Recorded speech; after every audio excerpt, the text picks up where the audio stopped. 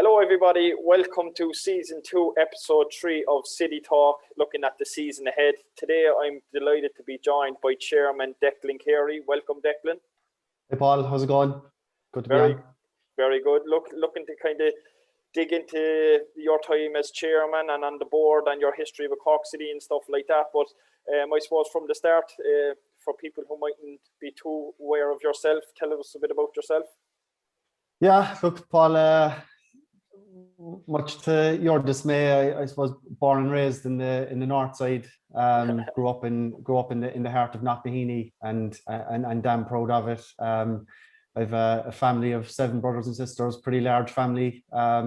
Raised by 2 country folk. My mother was originally from Galway, and my father's from a small little village there, Ahabullogue, out near Coachford. So yeah, look, very interesting upbringing, of course. But look, yeah, went to school obviously then locally, and was a secondary school student in the Northman as well. So very proud of that as well. I know it's a school steeped in history as well. So very proud to have come out of there, and yeah, I suppose followed City then from a very young age. I remember my brother bringing me to my first game. I think it was back in 2001, 2002. I think.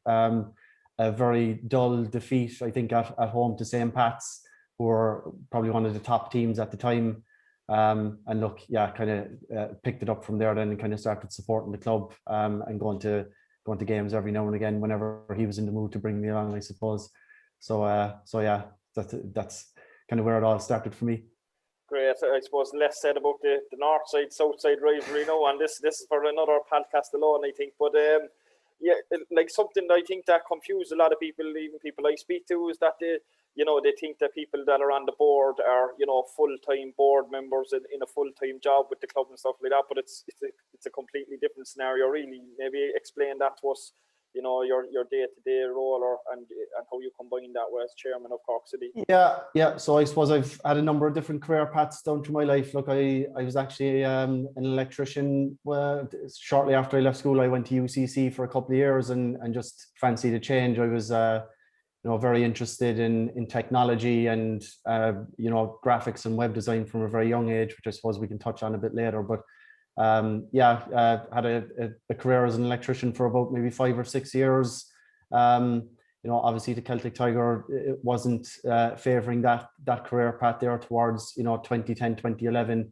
I thought that was going very well for me personally. I was able to balance the hobby aspect I had, where I was doing a lot of work on the technology side for various companies, just as a kind of a part-time role, and then I was working as an electrician kind of Monday to Friday. And then, just fancied I was forced into a career change, really, and started working for Amazon then out near the airport business park around 2012. And then coming up there on my near 10-year anniversary there. So have had a number of positions with Amazon then over the last decade. Kind of worked my way up through the ranks, and I'm a senior program manager now, working with their software development teams, and my current role is working in global projects, rolling out software across customer service operations teams. So it's a great role to be a part of, and I feel like I've grown professionally within Amazon. I owe a lot to the company for what they've given to me in terms of my own career growth and development. But always stayed heavily involved in Cork City then as well throughout the years. Before I even got onto the board, I've always been helping the club in some shape or form, mainly in the web design space early on. I started working on the club's official website, is where it all started off for me back in 2004. A guy named Pat Cairns met with myself and my brother at the time. We had been running an unofficial Cork City website at the time, and the club had no official website. And look, they were impressed with the work we had done, and they brought us in for a meeting and asked us to come on board and turn the website into an official one. And look, it all just evolved from there then over the next, I suppose close to 20 years now. But look, we evolved and developed that, won a couple of national awards, which I'm extremely proud of as well. And, it helped bring on the profile of the club from an overall branding and online marketing perspective. I remember, setting up all the social media profiles back when, Instagram, Twitter, Facebook were all just the brand new the brand new thing. I remember setting up the Cork City Bebo page at the time when it was the first prominent social media channel. And I remember like each time a new channel launched, I remember discussing with Éanna Buckley at the time. It was more just like myself and himself that managed things as we went along. You know, oh, there's this new channel called Twitter. Like, do you think we should set up a profile for the club? And we'd have a back and forth about it and discuss and debate and say, yeah, is this, you know, going to add value? What are we going to do on it? What content are we going to put on? So, you know, it's just amazing to see how far that's come now. And obviously Aaron, Howie and yourself have kind of taken that over in recent years. But yeah, that's how I kind of became more involved then as the responsibility grew. And look, as Forrest came and take over, then I have worked with a lot of the different boards and staff members down the years. And, you know, I've always been heavily involved in that side of things. And look, I've always tied that in then with the roles I've had professionally then, and you know, it's always gone hand in hand. Look, I've always just been, you know, Cork City is part of my life now in a lot of ways, in many shapes and forms, you know. And I just feel like the opportunities it's afforded to me as well, and the visibility it's given to me, it's something I'll always owe the club for as well. And you know, I'm hugely grateful for the work that I've had the opportunity to do for the club. And, you know, even in a voluntary aspect, it's a huge part of me and the work that I do. You know, it's something I can't ever see myself really stepping away from anyway. At least, look, hopefully my missus doesn't watch this interview in full. She's never too pleased with the amount of recreational time I spend on the club. But look, it is what it is, and I absolutely love it and enjoy it. Yeah, because again, like even going back to my original question, you know, people do get confused sometimes that, you know, that the board members are, you know, in a full-time position with the club, but it's not. They're doing it kind of on a 100% voluntary basis. And, you know, I see it myself day in, day out firsthand, not just yourself, but the incredible work the board members do. And I'm sure it was the same for board members since Forest was formed in 2010. You know, it's an incredible you know, job, and you know, it's basically like another full-time job on top of your own commitments outside of that. So it's you know, it's not an easy task at all by any means.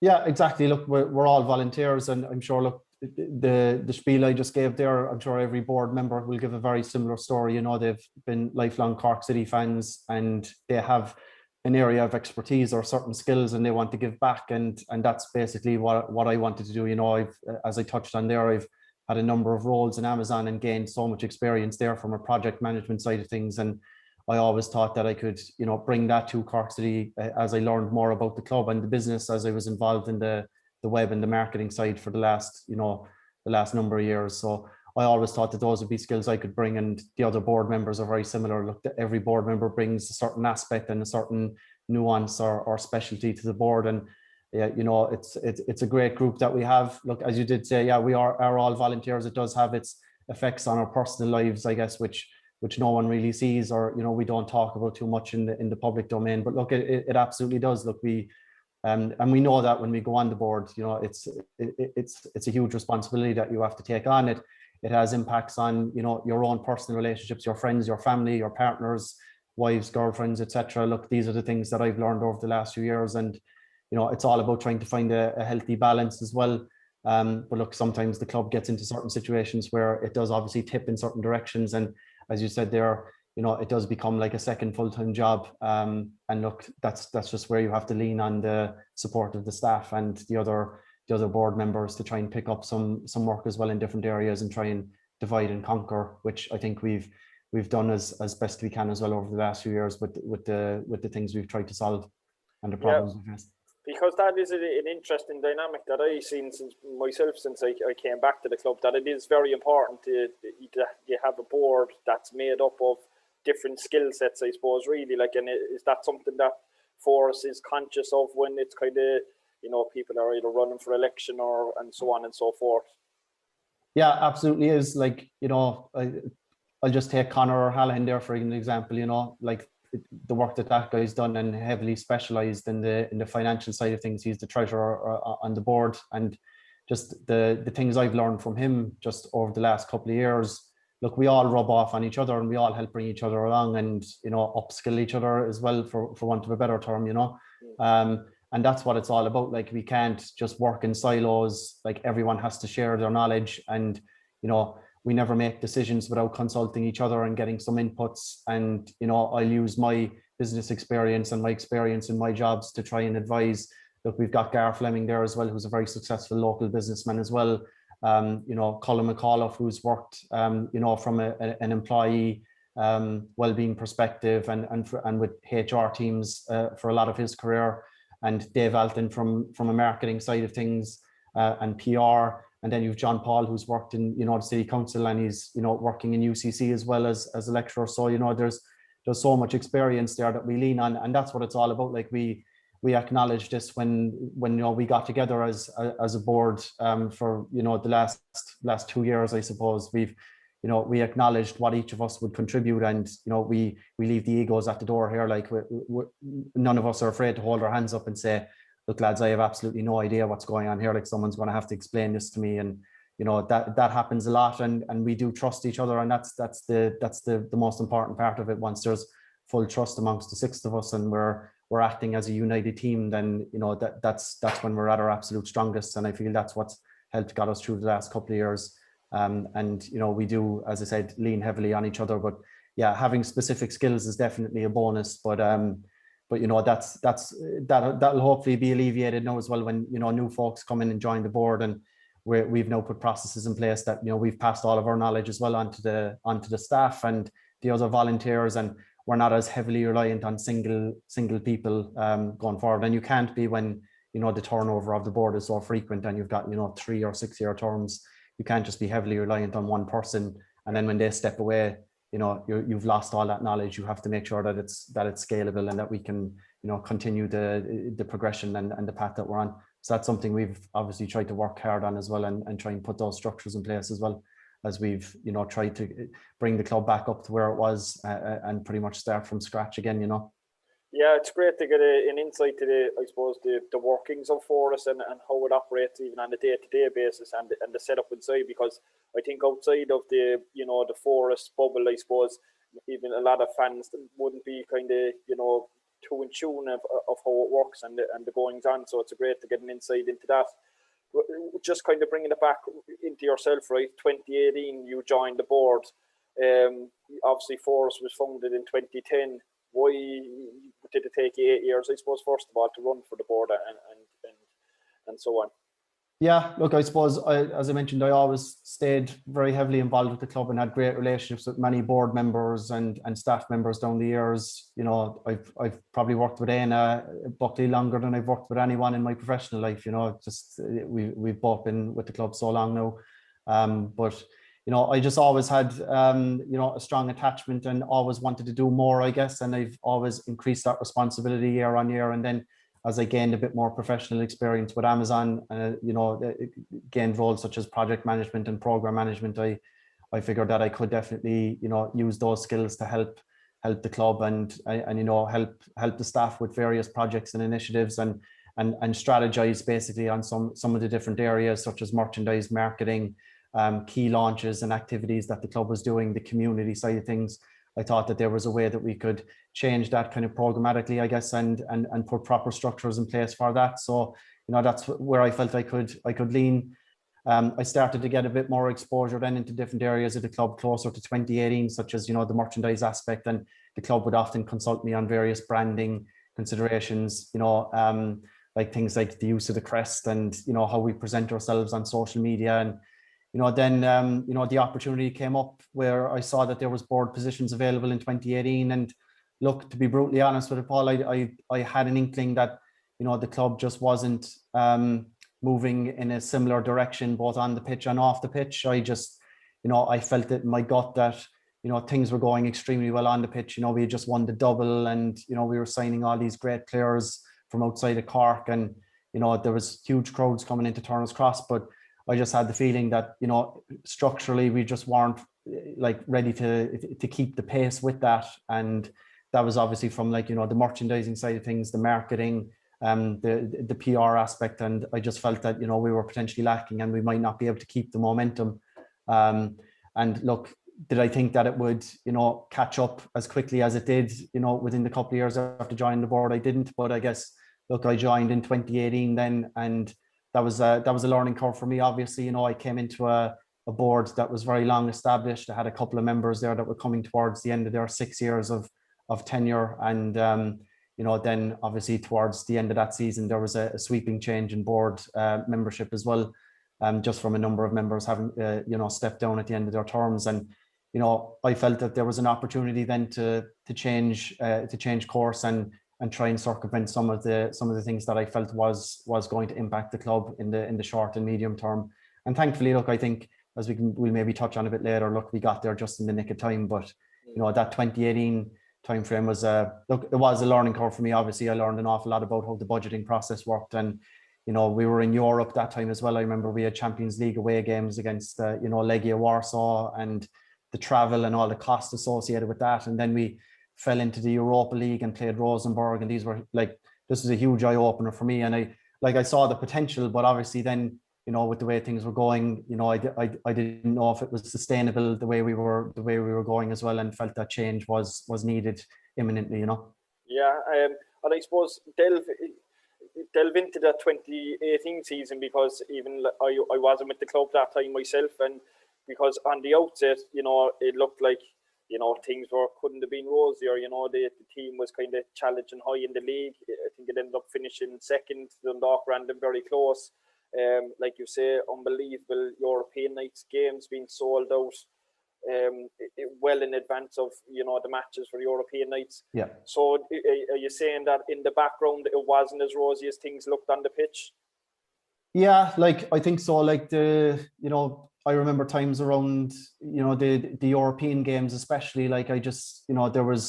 we would have had cash flow challenges and things like that. And as you said there, it didn't obviously translate to what was happening, from the public perception side of things. And I didn't have too much knowledge of the cash flow process and the budgeting process at the time. And it took me a while to get my head around it. I was thinking to myself, why are we having difficulties here, paying X, Y, and Z? And, we just filled the stadium there at home to Legia Warsaw. And, exactly as you said, I was kind of approaching it as the perception of someone who had just come in from the outside, potentially. And obviously had huge crowds there towards the end of 2017 as well. And, I was just thinking and maybe I didn't have enough exposure into the ins and outs of it and how it worked. But look, yeah, it did. I won't say it wasn't as rosy as things were on the front, but look, towards the end of 2018 as well, when I guess supporters realised that we potentially weren't going to win the league, and Dundalk were starting to run away with the league in 2018, the crowd started to drop as well towards the end of that season. And look, we did qualify for another cup final, and I thought that was maybe the last gasp hope to potentially keep the momentum going from winning trophies and keeping the crowds coming. And unfortunately we came up just short in that final. Very unlucky, I suppose, and Dundalk were great on that day. But then it was where the club was at a real crossroads that time, and it took some key decisions, I guess, at that stage in that kind of winter of 2018, where, look, as I said, there was sweeping change. I think there was it four board members stepped down. And then, look, obviously we had the loss of, the late great Pat Shine as well. Someone who, look, I'll say straight up, I probably wouldn't have agreed on a lot of things. Like, he was very old school, and I worked with Pat as well, in my early involvement with the club when we were both part of the Cork City Official Supporters Club. So we were pals and friendly, and, we disagreed on a lot of things, but I think Pat, particularly, he was very cognizant of tightening your belt and, being very prudent. And look, I just think, obviously, for his family and his friends, he was a tremendous loss, but for the club itself as well, especially at such a crucial stage, he was an even bigger loss as well to Cork City FC. So, he sadly passed away there as well around the time of that cup final, and there was places for the board up for grabs, and there was just huge additions then from there, and huge changes in the makeup of the board. Obviously, it was as things transpired, I think it was overall positive, the sweeping change, but we were able to work through those couple of months then with the challenges that faced us. Yeah, I suppose moving on to 2019, then you stepped in as chairman, and there was obviously a big change on the board, and a big change over which can be difficult, at any stage of where the club is at. But obviously, as you said, the club was at a bit of a crossroads itself. Change over then in personnel on the board. Do you think that added to it? Maybe that's an issue within the Forest model as well. That's such a high turnover at one particular stage instead of maybe staging out to one or two board members, changing out at a time or something like that. Look, it was a unique scenario as well. Like, I think that the high turnover thing was just one of those flash in the pan types of situations. Look, obviously the loss of Pat Shine was a very sad situation, and that opened up another space on the board.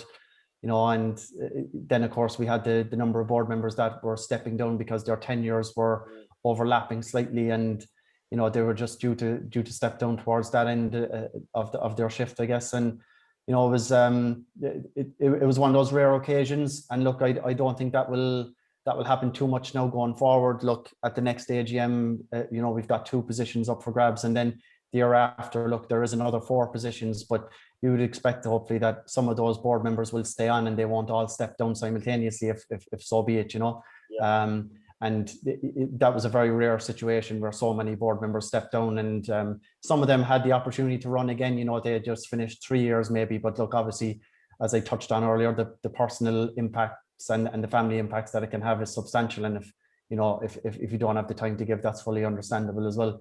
But yeah, look, it was a huge honor for me, Paul, to be chosen as chairman by my fellow board members when they just came in. It was a bit of a surprise to me, but at the end of the day, it brought further responsibility to me as well, and I needed to up my own game as well in that aspect. And the makeup of the board when they came in, I soon got to know the lads very quickly and found that they had very similar ideologies to myself as well. They wanted to budget prudently. They wanted to make sure that the club was set up well structurally off the pitch, and we were able to gel together very quickly. And within a couple of months then as well, Mike Durham stepped away then, and Dave Alton came into the board and was co-opted shortly after. So then there was another bit of a change there as well. So look, that kind of was, I suppose, disruptive enough from a board perspective and a maker perspective, but I do think we were in a very solid position then, and we knew the makeup of the board that we had for the next couple of years, and we were able to influence change then and not worry, I guess, about people making decisions and then stepping away a few months later. The people staying on the board would be making the decisions and have to fight with those decisions and fight for those decisions for the foreseeable future for the next couple of years. So that helped us as well, make us all a bit more comfortable as well. Yeah, so looking into the 2019 season, I suppose, again, a new board, and like off the back of the 2018 season where the team had come kind of close in the league and in the cups again and stuff like that, it was kind of on the periphery of success again. Is it a very difficult, I suppose there's a lot of difficult decisions to be made then, and do you push the board out for success on the pitch, or do you kind of balance that then with trying to keep the books right? Yeah. And it's a tough task. It really is, isn't it? It is, yeah. And look, the budgeting process with the club ball is a very unique one as well. Like as I said, the AGM probably took place, I think it was towards the end of January. I can't remember the exact date now, but the budget would have been set like 2 months before that. So the guys that come into the board then, they can't really change that, and the budget's more or less spent. The vast majority of the club's cost goes on, or it did at that time anyway, went on the first team squad and coaches and the associated costs, and that money was more or less spent. You've got contracts signed with players, they're ironclad contracts. You have to honor them, or you've come into severe difficulty with licensing and the FAI, and it's a very difficult situation you're in, because the majority of your costs and your projected costs for the next 11, 12 months, or even in some cases, some of those players had 2-year contracts or 3-year contracts, and you can't influence that, you can't change it. So you're on the back foot immediately then. And look, at the start of the 2019 season, the crowds started off well. I think we had a home game against Waterford and things looked very positive, but we had a few bad results then, and things weren't going great. And the way the budget was set, it was the attendance that we had been set in the budget was around 4,000 people per game, and it was just it was worrying. Every week we were going to Turner's Cross and almost counting the heads in the stands. And you know yourself when you go to Turner's Cross and you see an empty St. Anne's End, and a spare, shed end, and you look down to the Donny Ford and you see the lower section empty, and like these were the kind of financial calculations we were going into games with. Like we had the lads obviously in the cash room counting every €10 and €5 that was coming in, and then we'd meet as a board almost on a weekly basis at that stage, and we were counting up the pennies and saying like, geez, that's like, we're in trouble here, like in the next couple of games. And like obviously the cash flow, again, as I touched on in mid 2018, was a challenge, and this was an even bigger challenge because we didn't have prize money, we didn't have the guarantee of Champions League money coming in as well, and it was a different outlook on the season, and it was very difficult. And those first couple of months, they were probably the most challenging. They were very difficult because we had such a high wage bill, and it was just really tough times for us. And thankfully, we had people there in the club who helped us as well at the time. The general manager at the time, the operations manager. Look, Connor came in as a brand new treasurer, but like, geez, the work that guy put in that first 3 months alone, I don't know how he pulled it off and how he did it. Like, he just, he found cash from different places and avenues, and changed cash flow situations, and took serious ownership of that area as it was urgent. It was an urgent burning situation, and look, we all came into the conversation then, and that was a big learning for us as well, and probably the most difficult time that we've had. And look, it went on for a couple more weeks, and we managed to just keep things above water, I guess. But I don't think people will ever know how bad things were at that time. And I remember it was like that Finn Harps game on a Monday night. There was something like 11 or 1,200 people there. And I remember in the budget, it had down that we were going to have like 3,300 or something like that. Yeah. And we were like, this is just like, it's simple mathematics. Like, it's not going to work out. And we had to change and pivot from there. And it became very much panic stations at that stage, very difficult spot for everyone to be in. Yeah, because even for myself working in the club and the business side of the club, I often get asked what happened, where did the money go, 5 years in Europe, leagues, doubles, everything. But I always kind of bring it back to a simple thing that, it doesn't take a rocket science to realise, if the club budgeted for 4,000 people in 2019, and I think at the end of the year when we looked at the figures attending games, I think it was a 2.7, I think was the average attendance in 2019. So it doesn't take a rocket science to realise, say, on average person spending €10 tickets by 1,200-1,300 people, your costs are the exact same, but your revenue is down that much nearly every second week. There you go, straight away, it leaves a huge gaping hole. Exactly. And look, we had went down as well from, Champions League prize money as well down to Europa League prize money. And, that drop in income wasn't reflected really in the drop that we saw in spend on the first team and spend in various areas of the club. It was, income in other areas was increased, like the merchandise area and the commercial areas, to try and plug that gap from the loss in prize money. And look, it just didn't work because look, when the team aren't performing well, there's not people coming to the games, they're not picking up merchandise, yourself better than anyone. It's a much more easier conversation for match sponsorship and match ball sponsorship when you're in the second round of the Europa League and you're, going through top of the table clashes against Dundalk and Shamrock Rovers. Like even in 2017 there, I remember we always had full houses there at home to Bray Wanderers. There was 6,000 people in Turner's Cross, which is unbelievable to think about even now. That was 4 years ago, it was we're so long removed from that now. But when we play Bray Wanderers this year, there'll be nobody in attendance, which obviously we'll get to that later. But there certainly won't be 6,000, even if we did have crowds allowed into the games. But it just goes to show the absolute difference and drop that it saw substantially year over year. And look, obviously it's very difficult as well then when people are looking at these numbers. And that year against Bray Wanderers in 2017, we had, I think it was about 6,000 people at the game in April, which was we were first or second, and they were in the top 3 or 4, I think, at the time. And then at the end of the season, we played Bray as well, and it was the game where we were actually lifting the trophy, and that was another full house. So the actuals didn't reflect what the actual reality was.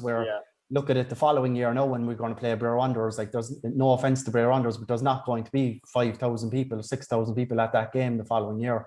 But look, as you said, the averages for that year throughout the year just didn't reach what they were. And even towards the first quarter of the season, it was way off of the targets that we needed to hit from attendances perspective. And look, that's obviously where brought us down the road of changes to the management team and working there and trying to work with managers then to reduce the playing budget in the transfer window, which we tried our best to do as well. And it just forces your hand. And a lot of the situations and decisions we made in 2019, Paul, they were just purely financial, clinical, business decisions. There was no time here to be lamenting on our personal relationships and that kind of thing. It was purely business relationships, and our ideology of the club was, again, let's try and keep the club alive and well and somewhere competitive, and try and cover the gaps as best we could.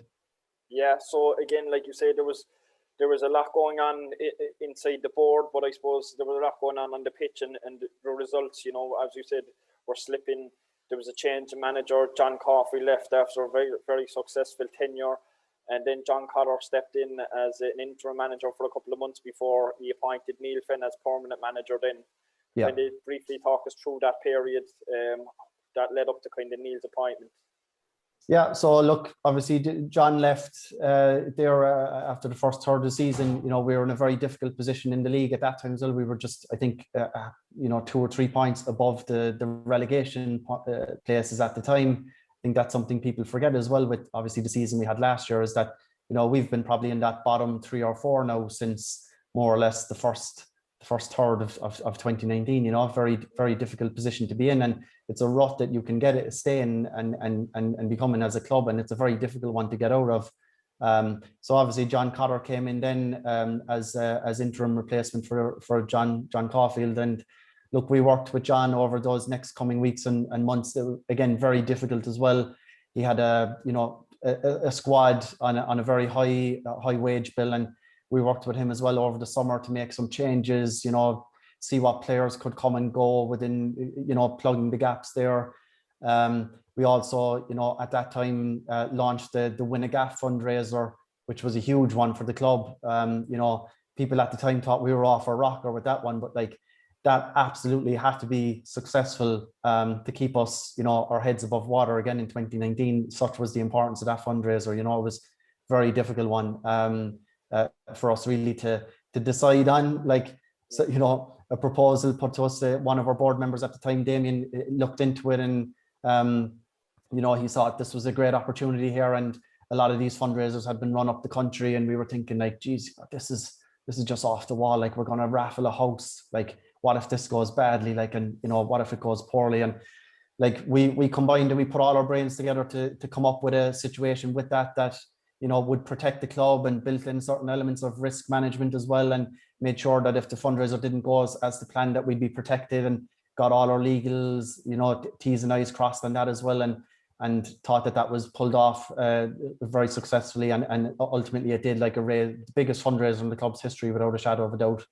And look, yeah, it was a very difficult time, and look, things still weren't improving on the pitch. I suppose we were still down in those lower positions in the league. The crowds were dwindling, and look, we needed to appoint a permanent manager then as well, and we went through that recruitment process as well, and gave the job to Neil Finn, and we saw a bit of a bump in morale around with the fans and the overall club for those last couple of months of the year. Obviously we had the boost from the Win a Gaff fundraiser, and we survived in the league as well, picked up some very positive results there as well, beat Dundalk at home, beat UCD, picked up a couple of points, and things seemed to be on the rise again, and we were pretty optimistic going into 2020, having recovered from an almost catastrophic situation in 2019. Yeah, so thanks very much, Declan. We're going to leave it there for part 1. Join us after the break for part 2, where we'll pick it up from where Neil Finn was appointed. Welcome back to part 2 of season 2, episode 3 of City Talk podcast. I'm here with Declan Carey. Declan, just to pick it up from before the break. So Neil Finn was appointed, I think, in August 2019. So obviously, he saw at the end of the season, as you touched on, a couple of positive results. There was a kind of lifted the spirit around the club and, on and off the pitch. heading into the kind of off season of 2019, you know, obviously everyone knew there was going to be a bit of a rebuild there. Lots of players were due to leave, but kind of tell us how that kind of 2019 off season went. Yeah, so look, I can maybe touch a bit later on, like the budgeting process with, you know, how we put together the squad with Neil and Joe, but that was kind of an ongoing piece. But look, there was the background piece then that, you know, we were trying our best as well with obviously the impacts of the crowds and the attendances that we saw in 2019 and the financial impacts there. You know, some commercial agreements coming to an end as well, and you know, things not going as the plan in 2019. And finishing so low on the table as well. Like the fans were just, you know, aside from the few positive results we had and the bit of bump we had after Neil came in, was still a very difficult place for us. And look, then there was other challenges. Like we had an accumulation of revenue bills. We had other creditors that we were in a very difficult spot with, and we had entered through the licensing process for that 2020 season. And look, there was serious concerns with our ability as a company to trade for the following year, and we had to put together a very prudent budget, which again I'll touch on later when Neil was putting a squad together. But the budget was significantly reduced in terms of like first team squad and spend that we had available to us. You know, we had met with our members as well towards the end of 2019 to give them an update on how things were going. Did we think that it was going to be as bad as it ended up being? Absolutely not. You know, look, we had a payment plan in place there with the revenue that was kind of agreed informally with them. And we thought, yeah, look, that's all good. Now we'll be able to put that in place and we'll be able to chip away at the bills there. And look, unfortunately then throughout the licensing process, you know, the revenue came to us, look, obviously through challenges, I guess, that they had experienced with other League of Ireland clubs. And there was obviously, you know, things in the media at the time with the FAI and the challenges they were having as well.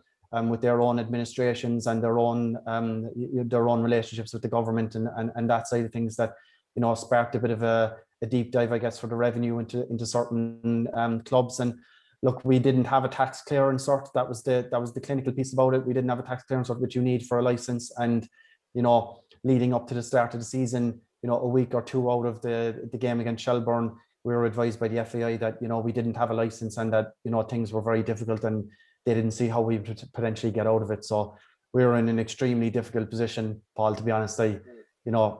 Probably one of our more stressful times in my entire life, to be honest. And I can probably speak for the rest of the board members as well as Cork City fans, like the absolute weight that was on us at that time from, you know, the whole club, all the staff that we were looking at all the time in Bishopstown, the players that were under contract.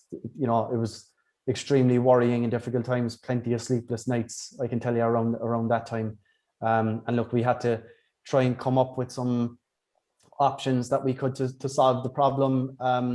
You know, we a couple of months earlier than that as well, we launched like the 100 Club, which was like primarily used as a revenue driver as well, to see if fans could load up front and pay for season tickets multiple years in advance and get some additional benefits. As I said, the Win a Gaff fundraiser, these all helped the situation, but they were never going to plug the huge gap that was there. And look, unfortunately, through some blunt conversations with our accountants and, you know, through reviews that we had, you know, with our auditors, things were in a very difficult space, and it needed severe and drastic action, unfortunately, to make sure that we got to that game against Shelbourne, the first game of the season in 2020. Yeah, so tell us how the Grovemore situation came about, or how they got involved in the process. Yeah, so I guess at the time, Paul, we were just looking at any and every asset potentially that we had, whether that be like players that were under contract at the time that we could potentially move on to different clubs. You know, were there any players in the academy that teams in England were potentially interested in? And then, you know, we had down as our asset as well, like was sell-on clauses for Alan Brown and Sean Maguire. Look, obviously sell-on clauses are worth nothing until, you know, the players actually move on. They're theoretical funds, I suppose. So look, this was just one option we thought we'd explore. We had a relationship with Preston North End through transfer dealings that we've had with them over the last decade. Obviously, you know, Graham Cummins, Sean Maguire, Alan Brown, Kevin O'Connor, all had moved over. They've got, you know, contacts in Cork as well. You know, players from your club, Ringmahon, as well, have gone over to Preston as well.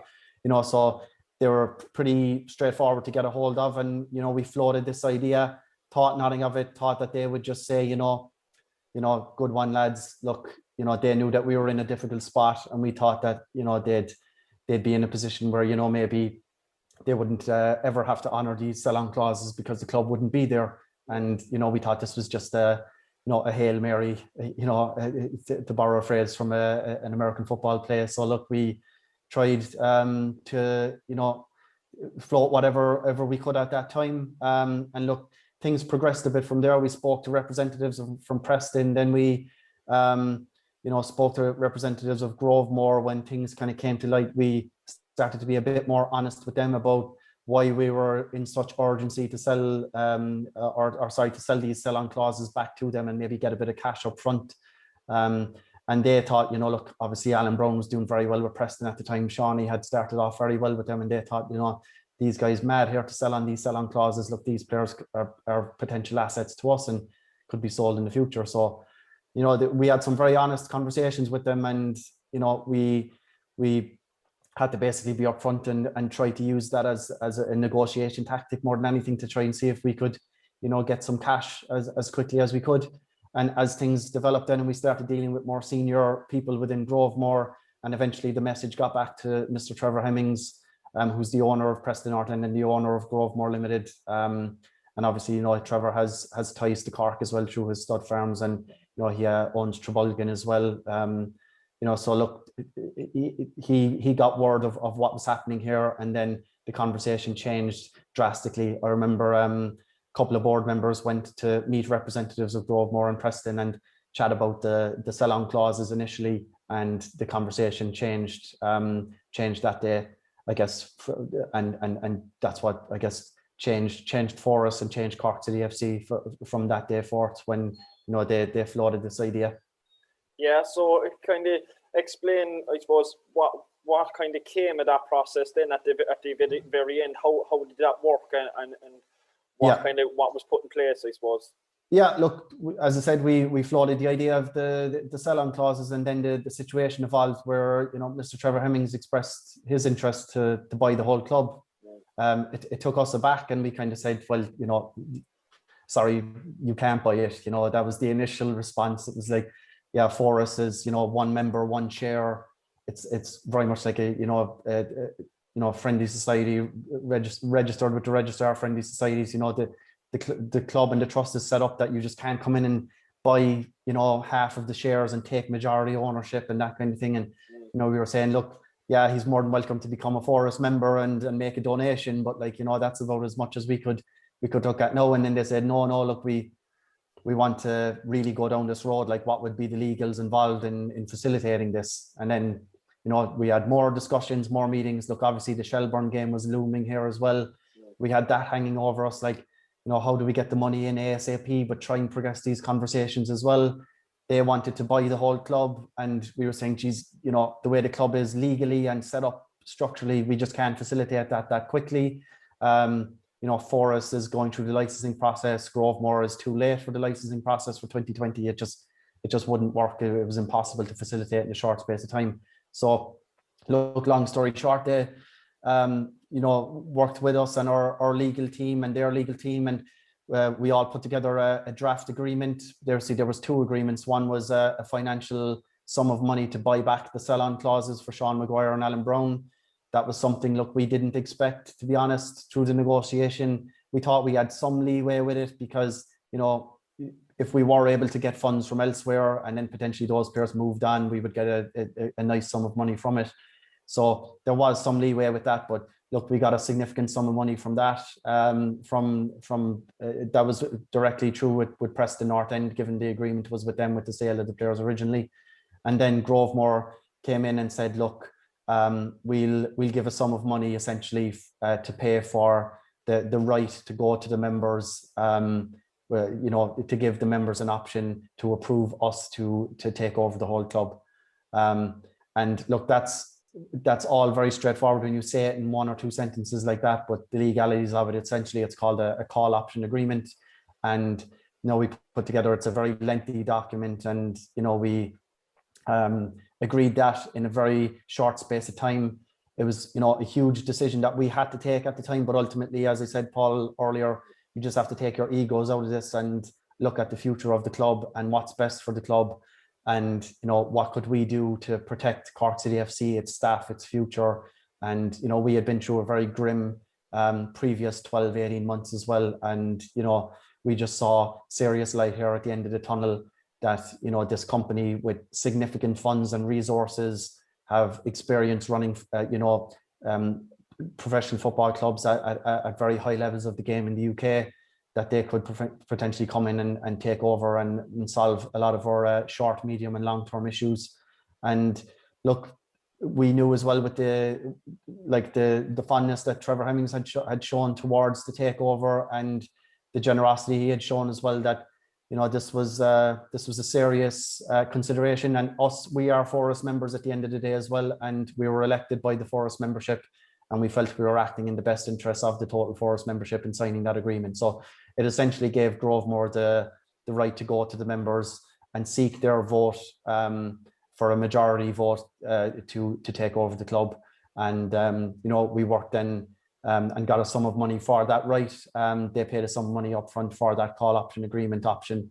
And that gave us the money to, clear the revenue debt, get us our license a couple of days before the Shelbourne game. And away we went. It was a very difficult one. Look, again, as you said as well, we're all board members here with full-time jobs. I actually remember the day we got our license from the FAI. I was in the sky, traveling over to the Philippines. I was traveling over there with work for an important project we had with Amazon. And, I remember being on a flight from London to, I think I was on my way to Japan at the time for a connecting flight. And I remember getting on the plane in London and hounding the air hostess, like, can I turn on the Wi-Fi here? When can I get the Wi-Fi? How do I access the Wi-Fi? I need to get on. And like, I was in a different time zone to the lads, and they were liaising with the FAI and the staff were liaising with the FAI. And I had no visibility from taking off in London that time that we were actually going to play the game against Shelbourne. It was just like, if you think about trying to have a nice little sleep on the plane going from London to Japan on a 13-hour flight, it was no hope on this one, I was worried all about it, and then eventually got Wi-Fi access then a couple of hours into the flight once you reach a certain height in the sky or whatever, and it was my first time accessing Wi-Fi on a plane. And I remember I got my phone tethered to my laptop and had about like 200 WhatsApp messages from the lads. And then, we still hadn't had a license at that stage. So then ended up landing in Japan, ended up flying then, to Manila from there, and ended up getting a phone call from one of the lads, had a voice message from him as well. A couple of us are night owls, thankfully, as well. So, crazy time zones, and had a voice message from one of the lads, and I'll never forget it. Like, I just called him immediately and finding out that we had the license and that, all was good. I just, I was in an airport surrounded by, thousands of Filipino natives, like, and was looking around for someone to hug at the time. Like, it's just, at that moment, you could never feel so alone. But at the same time, again, as I said, the six of us on the board were such a united team. I knew that, the lads had done a great job back in Cork, and, just unbelievable stuff, and the sense of relief to get that boxed off. And then, we touched base with Neil then and told him that there was no worries, all was good, we can proceed. And that had actually held him back as well on signing a couple of players, which I'll touch on a bit as well, maybe in a bit. But no, it was a huge relief for everyone. Like, it was just, geez, I just thinking back, the sense of elation right now, you probably see the smile on my face. Like, it was just, unbelievable times. Yeah, so just to even pause the kind of Grovemore situation there, moving into the season ahead again, a young team with a relatively new manager. It was a kind of an exciting time, and a good start. To the very start, we obviously lost the Shells at home, but a very positive result then against Finn Harps. The atmosphere was up, but then two tough games against Dundalk and Rovers on the Friday, Monday away from home. Again, very difficult. So, and then the lockdown, COVID hits in March, and the season is ground to a halt. And over those couple of months, again, it was around the time we kick-started City Talk. No one knew what was going to happen, when it was going to happen. And then, obviously, when the season did return, after a couple of bad results, a mixed start, I suppose, you're straight in, then 13 games left, and you're right into relegation battle with a young team, inexperienced team. It was always going to be very difficult, wasn't it? Yeah, so I guess, Paul, yeah, after good positive results towards the end of 2019, we went into 2020. Then we, had plenty of discussions with Neil and Joe Gamble, who we had brought in to be assistant as well, on how they'd structured their management team, how they'd structured the playing budget. Neil would have been working off a considerably less playing budget than we would have had in 2019 and 2018. And, that was just the way the club had to go. And, it was very difficult for them. Of course, they were in the market for a different type of player, and they had to, be as creative as they could, use players from the academy, use local players, maybe academy players that had left the club and, would potentially be looking to come back. Look at loan options through the contacts that Neil and Joe would have had throughout the UK. And it was basically just trying to put together as good a squad as we possibly could. We acknowledged and we all knew that we wouldn't be anywhere near the top 2 or 3, positions, or even in the top half of the table. Would be very difficult for us. And, our plan was, and with the management team, that, we had 33 games here, put together a squad that we feel could be as competitive as possible, pick up a couple of positive results in the first, third of the season, and then assess where things are. And hopefully the Cork public would get behind this young team that, had a great attitude and would warrant the support of the local Cork public. And that was all part of the marketing drive that we put in as well. Pre-2020 season ticket sales for that season were extremely positive as well. We were able to keep them up to almost the same levels as 2019, which was fantastic, and great work from the club's marketing departments and commercial departments there on that as well. And all was going well and positive. We picked up a handful of positive results, had a very difficult start, I think, away to Dundalk and away to Shamrock Rovers on the same weekend. And, some very difficult games there sandwiched in for a very young team. And, then obviously, the COVID situation hit and it just really killed any momentum that the team had. Picked up a great result against Finn Harps at home a week before that. And, there was a great atmosphere at that game at the Cross, and the team really seemed to take the extra 10-20% from the crowd that was there that night, I felt, and got the result. Look, yeah, then the lockdown hit then, and it was again pivoting again, Paul. Look, this was a situation no player in the League of Ireland, I imagine, or like the backroom team, the coaches, we had experience there across the backroom team and coaches from experience in the league and all that. They had never experienced anything like this before. The world of football was changing dramatically. Like the Premier League had halted in the UK. Football all across Europe was impacted severely. There was some leagues playing behind closed doors and coming back and stopping again, and COVID cases then being, in certain clubs, and some clubs as well then being caught training when they weren't supposed to be training and all this. It was just crazy stuff. There was a different story every single week. Yeah. But look, thankfully we were able to get supports there from the FAI, and the government as well put in place, the various schemes for supplementing wages and subsidies. So look, we were in an okay position there. And look, it all comes back to the budget for 2020 then as well, Paul. Look, we could have been in a severe dire straits at that time as well. But look, thankfully we had budgeted prudently, and we didn't aim for the sky when Neil came in originally, and even before we had those issues with the revenue and the tax bills and things like that. And it was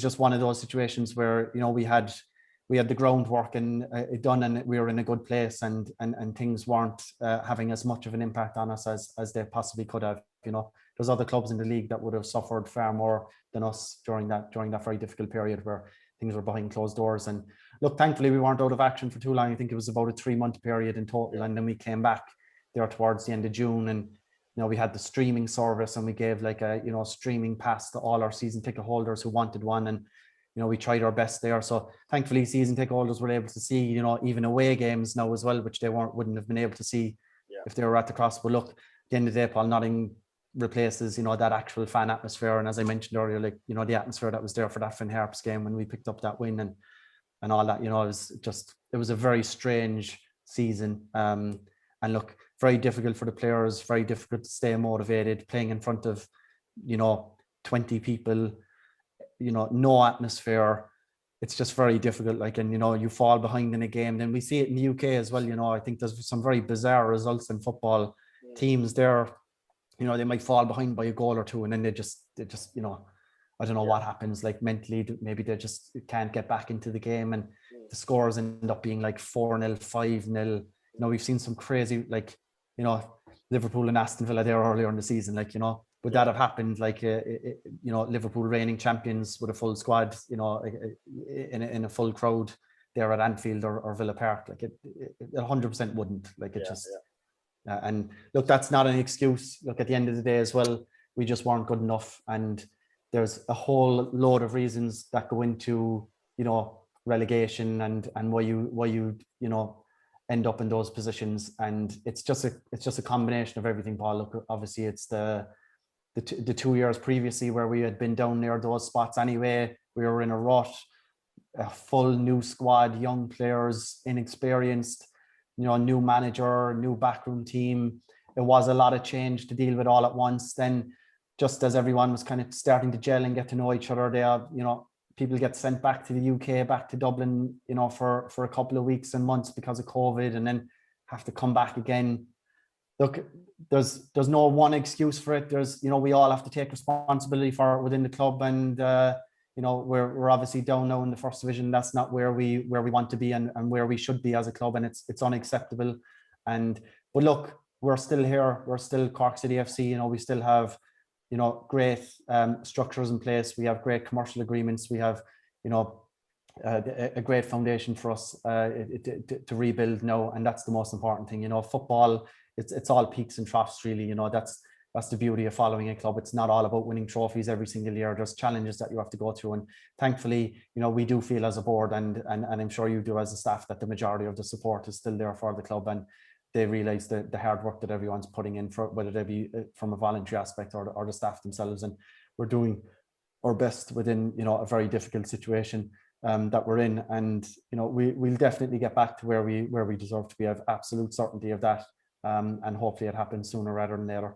Yeah, so obviously Neil moved on and Colin Healy came in for the last 5 games of the season. Obviously, you know, the thought process, I presume, behind that was just to kind of hopefully give it a bump and give it one last hurrah to maybe try and stay up and stuff like that. It obviously didn't work out, so everyone knows kind of what happens, and the season came to an end. Obviously, with Colin's time, it ended up being a bit of a precursor of what's to come for the coming season. But I just want to touch on that off season again. It was a big off season for us in Cork City as a club, because you know, the call option vote was put to the members and was passed with around, I think, was it 70-30 in favour or something like that. Yeah. And then, you know, can you tell us about that around that time and what went on? Yeah, and look, that was another thing that was hanging over the club as well. After coming back from COVID, we had, you know, booked in various meetings with the members, and look, obviously all this stuff gets out in the public as well. Look, we've got over 550, close to 600 members, and look, it's impossible to keep things under wraps, and then this all feeds into the staff and the players, and everyone gets a bit worried. Like, you know, people start asking questions like, you know, who's going to be my boss in 6 months' time? Like, is it going to be this guy on the Forest board, or is it going to be someone from Grovemore?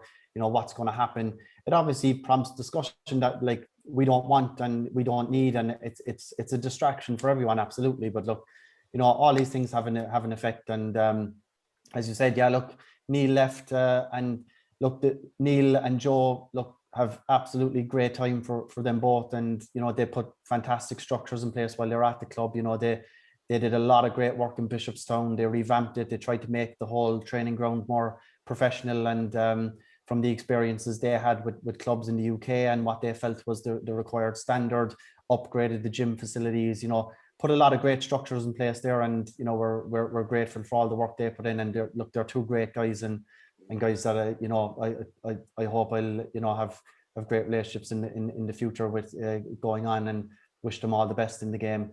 And look, yeah, Colin came in then, he was head of academy, and at the time, and he just seemed to be the most sensible option for us at that time. And you know, he came in and picked up the pieces of what was, you know, a very difficult situation. We were a couple of games away from almost certain relegation and finishing at the bottom of the table. And look, we were hoping for that bump and the motivation that Colin would bring. He had relationships with the academy players as well, and had developed a lot of them himself. So we thought that he could get them to play a bit more to their strengths as well. And look, we weighed up a lot of different decisions, and we just made this decision as well, and said, look, we have to do everything in our power to make sure that Cork City stays up this season, and we try to make those decisions to the betterment of the club. And look, unfortunately, sometimes these things work out, sometimes they don't. And look, thankfully, the club was still there. And then we went into the off season, and we had the eventual vote for that call option agreement that we agreed with Grovemore about 9 months earlier. And look, as you said, the members voted, overwhelmingly in favour. It was like 70-30. And, even from speaking to City fans, non-Forest members, season ticket holders, I'd meet a lot of them in the street and, at games, and, they wanted this to go ahead as well. And, the overall feeling, I think, is that they wanted this to go ahead, and people thought that, the time had come for Forest to, go back into the role that it had, pre-2010 when, it came in and took over the club as another kind of stopgap at that time. But obviously ultimately became the long-term owners of the club then.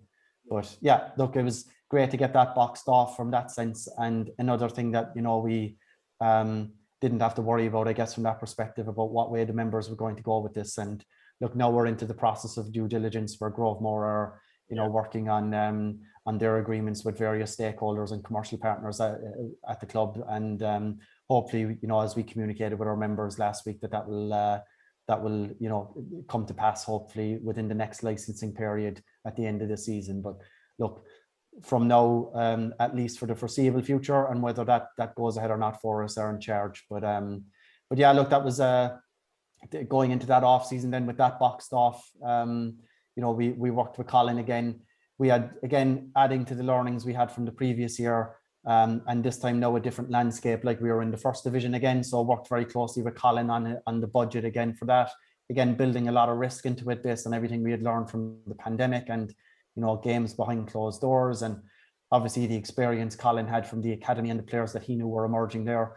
And look, I think he saw enough of some of the players as well that he, from the end of the 2020 season, that was another reason for potentially bringing him in as well earlier. So he could get a good look at the players that he would potentially be holding on to for 2021. So look, I think we're in as best place as we can now from a debt perspective. Obviously the Grovemore funds and the money we got from the sell-on clauses significantly wiped out a large portion of that. We have no issues with the revenue. From a cash flow perspective, I think we're probably at our most relaxed than I've ever seen from even my time on the board in 2018, which is unbelievable to say when you're talking about playing in the Champions League and having 5,000 people in the gate. It's like, the cash flow situation is a much more relaxed one. And there's many reasons for that. Obviously, it's a reduced wage bill and reduced budget year over year. But it's a great platform for us now to rebuild. And the first division will be an exciting place to be next season. There's big clubs there. And obviously us being down there makes it a bigger division as well. I've absolutely no doubt about that. The games against us for all these first division clubs will be huge games, and they'll all be looking to have a pop off of Cork City FC. And look, Colin is the right man for this job. Absolutely. He knows the players that have come up to the academy. He's got great intentions of what he wants to achieve for this year. Like, I think I mentioned in an interview with Red FM the other day, if you ask Colin, he'll probably tell you he's going to win every single game. And, we're going to be going back up ASAP. And that's the mentality he's driven throughout the squad. I listened to an interview there with George Heaven last week as well. And he's mentioned, the drive within the players to get promoted and get back up to the Premier as soon as possible. And that's great to see. From a budgeting perspective, we obviously expect to be competitive and, at least be in and around those playoff positions and give us our best shot to get back up in one go. But if it doesn't happen, it doesn't happen, Paul. And look, we're not in a position here where if it doesn't happen, we're in a very difficult spot for the year after, where we have to, chop and change again and make very difficult decisions like we've had to been forced into doing over the last few years. So, we're in a great position. And, now it's up to the players and the staff to deliver from here with minimal distractions for them. And, we've set the club up in such a way to allow them now to go ahead and deliver, which is great and very relaxing and refreshing for us as well. Fantastic. Look, Declan, that kind of brings us up to now, really. So it was great to kind of get an insight from a personal point of view, but also how the board works, how the club has, the roller coaster, I suppose, has gone through over the last couple of years to the point where we are at now. I just move on to a couple of questions there that have come in from fans before we wrap it up. The first one here from Sean O'Donnell. How does it feel to be on the board of management during COVID with the financial issues at present? Yeah, I guess at present, it probably feels as good as it's ever been from a financial perspective. As I just mentioned, Paul, like, financially, we're obviously managing things prudently. We don't spend money where we don't need to spend it, obviously, and the board have instilled that ideology to the staff and, the first team as well. But look, yeah, we're in a good place. The only thing we're really missing at the moment, Paul, is fans inside the ground. It's what I enjoyed most about going to League of Ireland matches. League of Ireland fans, for me, it's great having the streaming options and all of that, but they want to be inside in the ground. That's why we follow Cork City, and that's why we go to Turner's Cross. We don't want to sit on a stool or sit on our couch and watch the team play. You want to have a personal attachment to the club and an emotional attachment, and you get that by being inside the ground. And that's the most difficult part for me, is being at these games last year, and even some of the preseason friendlies, and just the atmosphere is just absolutely shocking, like, for want of a better term. It's not why we started going to games, and it's up to us now to keep everyone engaged with the club. And we will have that season pass that's being released as well, hopefully over the next week, so fans can keep that engagement in, and give them first option as well when we are allowed to bring in fans into the ground, hopefully later in the year. And that's the most difficult part for me, is like keeping the fans as engaged as you can. And it can be pretty easy to become disengaged. But look, we've tried to drive merchandise. We released a fantastic new jersey a few months ago that went down very well. We've a new away jersey coming out as well.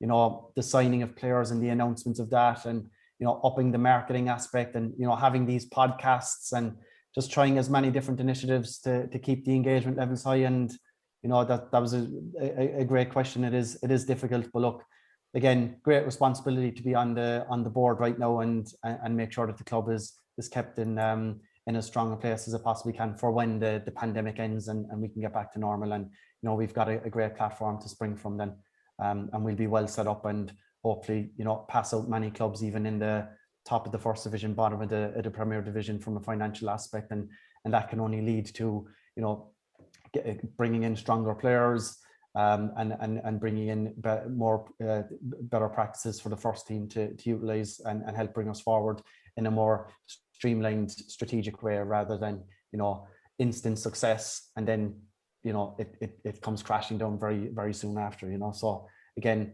we'll slowly progress up, obviously not too slowly, hopefully, but in such a way that we don't cripple ourselves financially as we had in the last two or 3 years.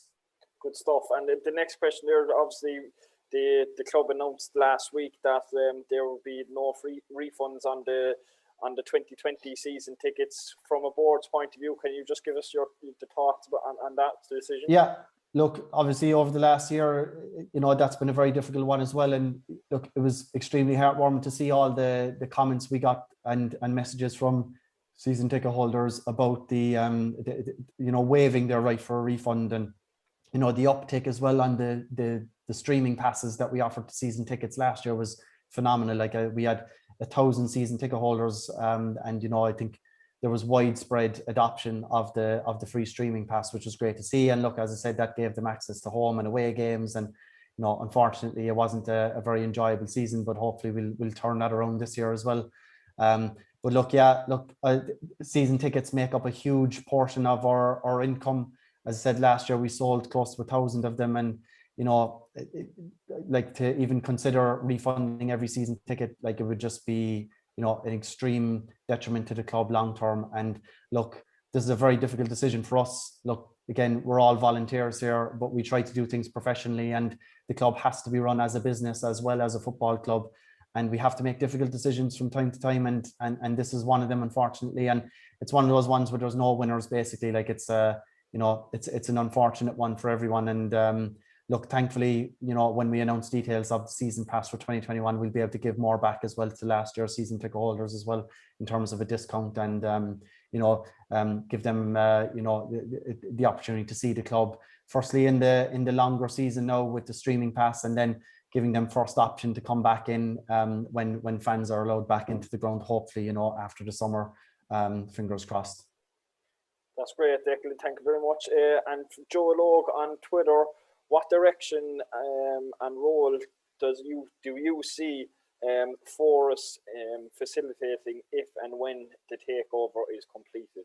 Yeah, look, I guess as things stand right now, Forest still own Cork City FC. We're responsible for all of the decisions around the club overall. Obviously, we've got the professional staff and senior staff like yourself, Paul and Anna, that run the club day to day. But Forest is running the show. I can't stress that enough. And we make all the major decisions, and until such time as Grovemore do their due diligence and then are ready to go through with the licensing application again towards the end of this season, that's certainly going to be the place. And look, if Forest stays in charge, we'll continue to run the club and try and grow the club back up and get back into the Premier Division and be as competitive as we can. If Grovemore come in and take over, Forest will still exist. The board of the club right now will still remain the board of Forest, and Forest will go back, I guess, to look at the objectives that it had before it took full ownership of Cork City FC, and that's to act as a guardian to the club. Hopefully Forest will have a say as well. Grovemore have expressed this interest as well for Forest board members to be there as consultants or board members in a new board. So there's a number of different options there as well, and that's hugely important. I think that Cork City, a club of its size, needs that strong fan engagement and involvement, and Forest can definitely move more into a guardianship role there, and take more active roles in the community as well. There's plenty of great ideas there that Forest can pick up when you don't have the burden of having to operate a football club and have that massive wage bill and looking at budgets and crowds coming in the gate. Like, if you take that away, there's so much opportunity there for Forest to still contribute to the club overall. And obviously there's people that are shareholders in Forest that are just there because owning a share in Forest means you want a share in Cork City FC, and they will drop away. But look, later as well, over the next month or two, we'll reopen again Forest membership and try and increase the membership back up, given now that members have line of sight of what's potentially going to happen at the end of the season, and leave it up to them. And we still have a very strong membership number as well. I think it's about over 550 at the moment. So look, there's still a great place there for Forest beyond whether Grovemore come in and take full ownership or not. That's great. Look, Declan, I suppose before we wrap it up, just to end it on a lighter note, there's a message on Instagram from Owen Kerr. Who is your favourite ever Cork City player? Oh, jeez. Obviously, we take out the current squad because it'd be a bit of a... Wouldn't be right if you picked one of them now. Yeah. Look, current squad, look, I do have a fondness for Garrod Morrissey, given he's obviously made the transition from the south side over to the north side. Like, so, that's a big one for me. Like, but something tells me he'll deny that, but anyway. Geez, yeah. He must tell me a different thing to you anyway, Paul. But look, when I was growing up as a fan, George O'Callaghan, was one of my favourite players. Unbelievable talent for the league. Came across from Port Vale. He actually went to secondary school in the Man with one of my older brothers as well. So, I knew a bit about him when he went across the water, even from early days. And my brother used to play soccer with him on the streets as well and stuff. So then when he came back to City, like, it was like, this was unbelievable. Georgie's back and he's wearing a City jersey, and I had great fondness for Georgie and his style of play. Love players generally that play in that kind of number 10 role and can dictate the play. And Georgie had a bit of an attitude as well. He was not afraid to give it back to opposition teams, and he was one of those players that, like, you just knew all opposition teams hated. He's one of these Didier Drogba types, or just one of these players that you love to have in your own team because he winds up the opposition so much.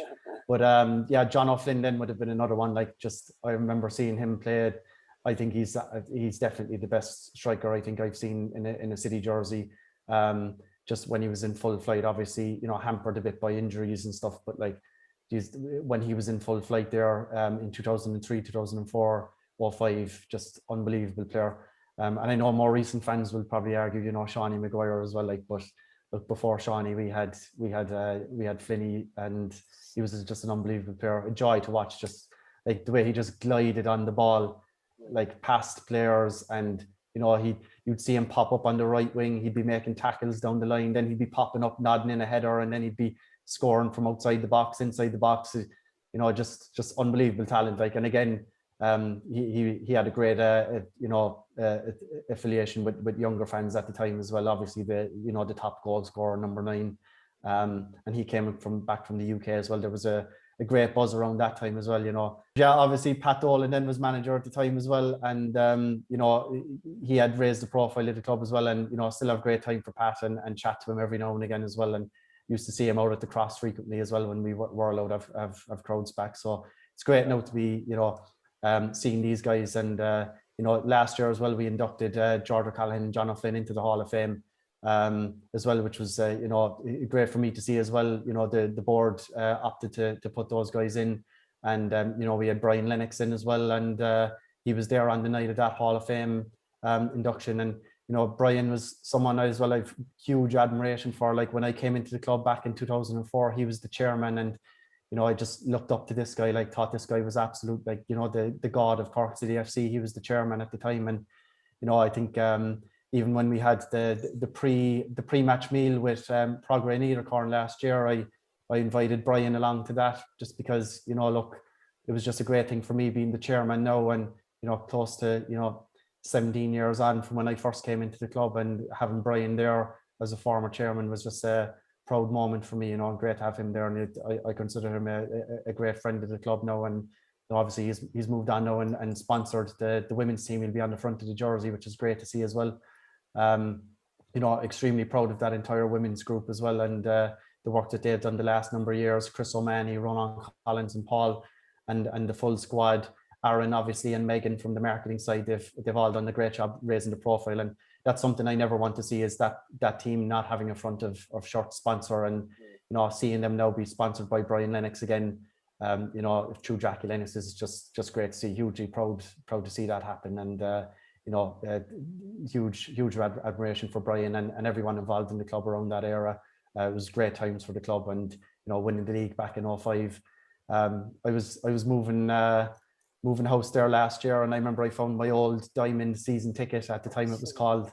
Brian had this season tickets of like bronze, gold, platinum, and or bronze, gold, diamond, and platinum or something like that. I had a diamond season ticket, which got you into all the cup games and all the league cup games and all the league games. And yeah, I think that was such a successful season. Like we got to the FAI Cup final, so got into all these cup home games, league cup games. Yeah. The league games were like sellouts towards the end of the season. So I think Brian quickly scrapped that idea of the season tickets afterwards, with all the free tickets that ended up going into those games. But yeah, just great fondness for those times. So look, if I had to pick one to go back to the original question, look, sorry, Georgie, I'd have to go with Finney. Like he's just unbelievable. Like even seeing him in the Beno testimonial there as well. Yeah. Georgie whipped in the ball and Finney headed it in. Like I just thought, you know what? No one else would have finished that. Yeah. Great ball from Georgie, but no one else would have finished it. Good stuff. Yeah. Declan, again, thanks very much for coming on the podcast today on behalf of the board of management, I suppose. So that wraps up season 2, episode 3 of City Talk, looking at the season ahead. Next week we are joined by Colin Healy ahead of the Cove game next Thursday. So this episode was brought to you in association with Red FM. Thank you everyone for listening. See you next week.